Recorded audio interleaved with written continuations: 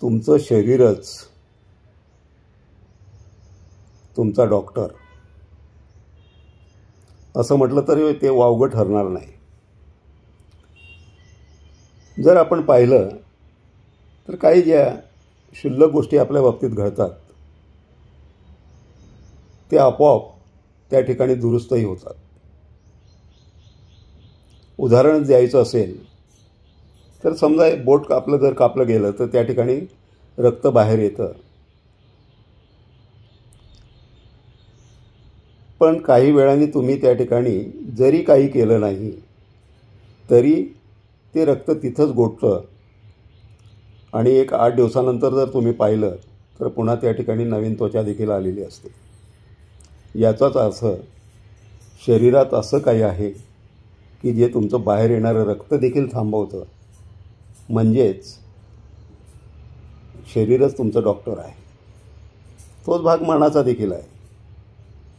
मन आणि शरीर सुदृढ ठेवण्यासाठी काही गोष्टी जर आपण केल्या तर आपल्या बाबतीत घडणाऱ्या वाईट गोष्टी किंवा वाईट घटना यातून देखील ते मनाचं किंवा शरीराचं पुनर्जीवन होतं आणि त्या ठिकाणी नवीन पालवी फुटते. म्हणूनच मन आणि शरीराची काळजी घ्यायला शिका. अतिशय गरजेचं आहे. सुदृढ शरीर आणि सुदृढ मन हा तुमच्या जीवनातील आनंदाचा ठेवा आहे.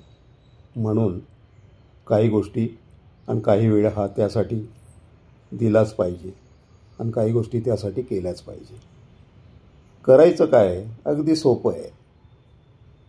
तुमच्या शरीरात जो प्राण आहे तो प्राण तुम्ही कशा पद्धतीने हे करता त्याच्यावर तो अधिक चांगल्या प्रकारे कार्य करू शकतो.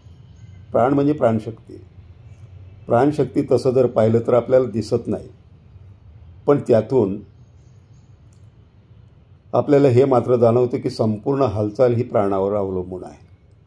म्हणून प्राण म्हणजे प्राणशक्ती हिचा योग्य पद्धतीने संचार शरीरात होण्यासाठी देखील तुम्हाला काही गोष्टी त्या करायलाच पाहिजे. आणि ही प्राणशक्ती आपल्याला मिळते निसर्गातून, हवेतून, अन्नातून आणि तुमच्या ऊर्जेतून, सूर्यापासून म्हणा किंवा इतर गोष्टींपासून. तर हे तुम्ही प्राणाची शक्ती वाढवायला शिका. तुमचं शरीर आणि मन आपोआप ताजंतवानं राहतं आणि तुम्हाला सर्व व्याधींपासून, सर्व नकारात्मक गोष्टींपासून दूर ठेवतं.